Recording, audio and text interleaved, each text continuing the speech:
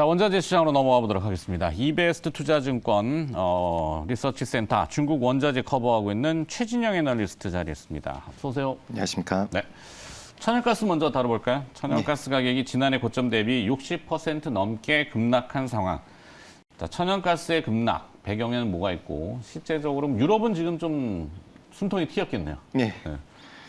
일단 뭐 천연가스 같은 경우에 하락했었던 주요 근거가 크게 두 가지라고 볼 수가 있겠는데요. 첫 번째 같은 경우에는 아시다시피 결국 유럽 쪽에서의 앞서 말씀하신 것처럼 난방 수요가 후퇴했기 때문입니다. 결국 날씨 자체가 예상과 다르게 시장에서 기대한 것과 다르게 좀 더 온화한 날씨가 연장이 되면서 어떻게 보면 좀 난방 수요가 후퇴했다라 볼 수 있겠고 가장 중점적으로는 미국 역시도 마찬가지입니다. 결국 유럽의 천연가스 벤치마크 가격인 TTF가 하락하고 근데 미국조차도 하락했다. 미국 역시도 주요 이제 천연가스 수요 지역이 북동부 지역인데 이들이 전체 수요에서 16%를 차지하거든요. 근데 이들 지역 역시도 마찬가지로 예년 대비했었을 때 온화한 날씨가 연장이 되면서 어떻게 보면 난방 수요 기대감이 크게 후퇴하면서 천연가스 가격이 내려갔다라고 볼 수가 있겠는데요. 천연가스가 내려가면은 영향이 크게 뭐 여러 가지가 있습니다. 그중 하나가 뭐 달러 인덱스의 하락이 나올 수도 있겠고 두 번째는 어떻게 보면 곡물단에서 가격의 하락을 갖다가 후행적으로 야기할 수 있는 부분일 텐데 결국 천연가스가 비료의 원료이고 질소의 비료 그 질소의 비료는 다시 또 농산물의 원료이기 때문에 이렇게 우리가 수순을 갖다 놓고 본다면은 결국 식품 CPI라든가 곡물 섹터 가격 역시도 하방 리스크에 노출될 수 있다라 볼 수가 있겠고요. 지금 차트에서 보시는 것처럼 다만 천연가스가 이제 여기서 더 급락을 할 것인가를 놓고 봤을 때 과거의 회귀는 저는 여전히 어렵다라 보고 있습니다. 즉 천연가스 가격이 즉 유럽의 천연가스 가격이 2019년으로 되돌아가기에는 상당히 어렵다. 왜? 차트에서 보시는 것처럼 결국 유럽은 값싼 PNG에서 생산 단가가 높은 LNG로 전환을 했습니다. 그럼 구조적인 문제를 갖다 안고 있다는 사실이죠. 더불어서 차트에서 보신 것처럼 유럽의 지금 대체 전력원인 연료탄 간의 가격을 갖다가 스프레드 갖다 보면은 이미 거의 많이 이제 어떻게 보면 축소가 됐어요. 그렇게 보면은 이제 천연가스에 대해서 어떻게 보면 하단을 지켜주는 역할이 바로 이 같은 연료탄이지 않겠는가 우리가 이렇게 좀 넘겨 짚어볼 수가 있겠고요. 미국에서는 뭐 환경 이슈 때문인지 뭐 다른 이유인지 모르겠는데 가스레인지 사용을 좀 이제 규제하고 맞습니다. 인덕션을 쓰겠다고 하는데 그게 천연가스하고 뭐 연관이 있는지 잘 모르겠습니다만 어찌됐건 가격은 좀 많이 내려와 있고 자, 그게 이제 연결로 이렇게 들어가는 부분으로 곡물 얘기를 하셨는데 주요 곡물 가격도 많이 이제 안정세에 접어들었지만 최근 들어서 콩, 뭐 옥수수 이런 쪽은 조금 들썩거리고 있더라고요. 예. 밀가격만 밑에 바닥에 또 있고 네. 곡물을 좀 봐주시죠. 농산물 같은 경우에는 저희는 일단 작년 연간 전망을 통해서 제시했었던 것처럼 상고하자 방향성을 바라보고 있는데 다만 그 상반기의 상승 구간을 갖다 1분기에 좀 더 국한을 두고 있습니다. 늦어도 4월 말까지로 좀 접근을 갖다 하고 있는데요. 이처럼 이렇게 곡물에 있어서 좀 보수적으로 접근하는 이유는 결국 우리가 좀 몇 가지를 살펴봐야 될 것 같아요. 앞서 언급드렸던 결국 천연가스 가격이 내려가고 그 천연가스의 원료인 천연가스를 통해서 만들어지는 질소계 비료의 가격이 하락을 하고 그 질소계 비료는 다시 또 농산물에 어떻게 보면 영양분이 되기 때문에 이게 후행적으로 연결되기 때문에 농산물 역시 하방 리스크 존재한다는 점. 그리고 두 번째는 결국 농산물 단에서 가장 중요한 이슈가 기상이변 이슈예요.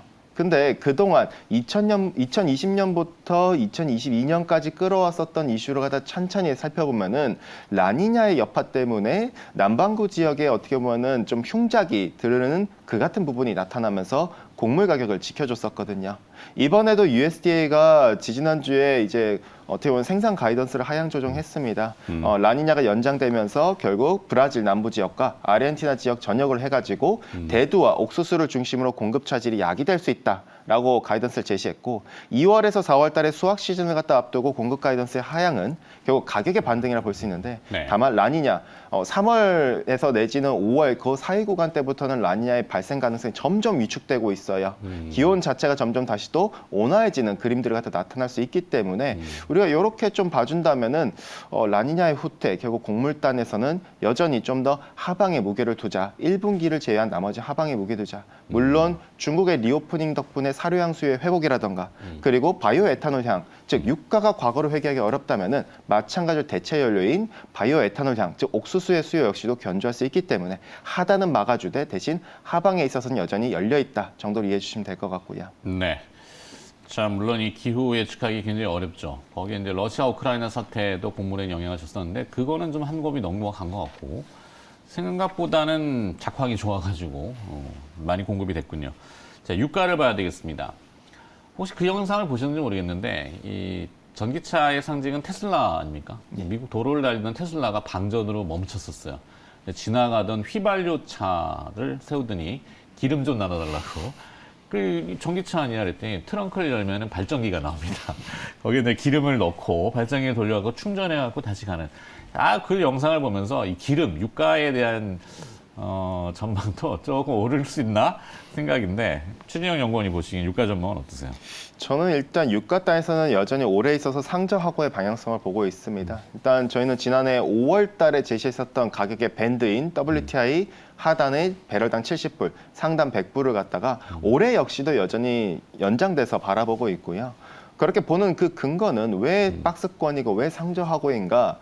저희는 뭐 여전히 지금 상반기 동안에는 하방 리스크가 남아있다라 봐요.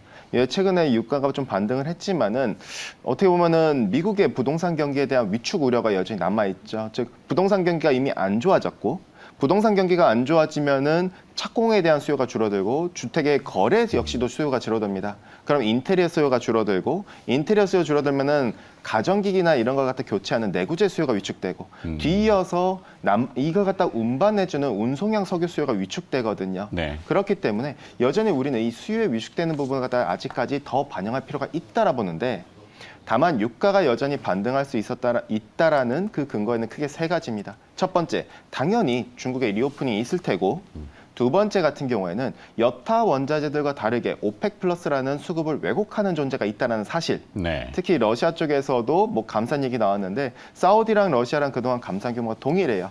결국 그럼 나머지 오펙 플러스 국가의 산유국이 감산 규모 할당량 감안하면은 글로벌 전체 석유 수요에서 올해 최소 못해도 5%의 감산이 가능하지 않겠는가?